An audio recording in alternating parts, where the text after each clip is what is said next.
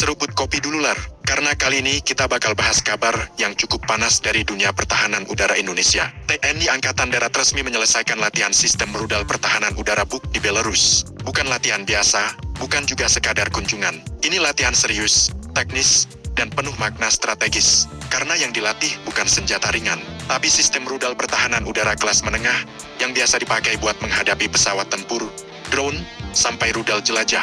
Lat ini dilakukan langsung di Belarus, negara yang memang menjadi salah satu pusat pengembangan sistem BUK. Artinya, personel TNI belajar langsung dari sumbernya, bukan lewat simulasi ringan atau teori doang. Dan ini penting banget, karena sistem BUK bukan sistem sembarangan. Ini adalah salah satu tulang punggung pertahanan udara negara-negara bekas Uni Soviet dan masih relevan sampai sekarang. Secara kemampuan, BUK mampu mendeteksi target dari jarak jauh, mengunci beberapa sasaran sekaligus, menghancurkan pesawat tempur, drone, dan rudal jelajah, beroperasi dalam segala cuaca, punya mobilitas tinggi karena berbasis kendaraan, dengan jangkauan tembak yang bisa mencapai puluhan kilometer, dan ketinggian target belasan hingga puluhan kilometer.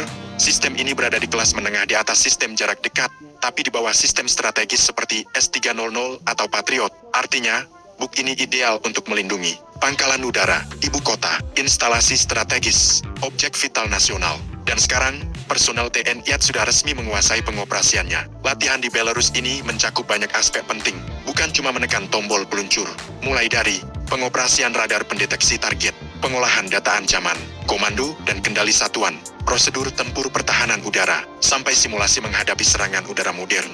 Yang dilatih bukan cuma operator, tapi juga perwira pengendali sistemnya. Ini penting, karena pertahanan udara itu soal kecepatan pengambilan keputusan. Salah hitung beberapa detik saja, target sudah lewat. Dan disinilah nilai strategis latihan ini. Karena Indonesia selama ini dikenal punya wilayah udara yang luas, tapi perlindungan udaranya masih terbatas. Apalagi ancaman sekarang bukan cuma pesawat tempur, tapi juga drone, UAV bersenjata, dan rudal jelajah jarak jauh. Dengan penguasaan sistem BUK, TNI secara tidak langsung menutup celah besar dalam sistem pertahanan nasional. Ini juga menunjukkan bahwa Indonesia tidak bergantung pada satu blok militer saja. Di saat banyak negara Asia Tenggara condong ke sistem barat, Indonesia tetap membuka kerjasama dengan Eropa Timur dan Rusia, selama itu menguntungkan dan sesuai kebutuhan pertahanan nasional. Langkah ini juga memberi fleksibilitas strategis, tidak tergantung satu pemasok, bisa mengombinasikan berbagai sistem, lebih bebas menentukan arah pertahanan. Dan yang paling penting, ini menunjukkan bahwa Indonesia sedang membangun pertahanan udara berlapis. Lapisan bawah bisa diisi sistem jarak dekat, lapisan menengah diisi BUK, dan ke depan bisa dikombinasikan dengan sistem jarak jauh. Kalau ini benar-benar terrealisasi, maka kemampuan pertahanan udara Indonesia akan naik satu level. Bukan cuma untuk pamer kekuatan, tapi untuk memastikan wilayah udara nasional tidak bisa dilanggar sembarangan. Dan latihan di Belarus ini adalah langkah awal yang sangat penting. Sekarang tinggal satu pertanyaan besar. Apakah Indonesia akan melanjutkan kepembelian sistem BUK secara penuh?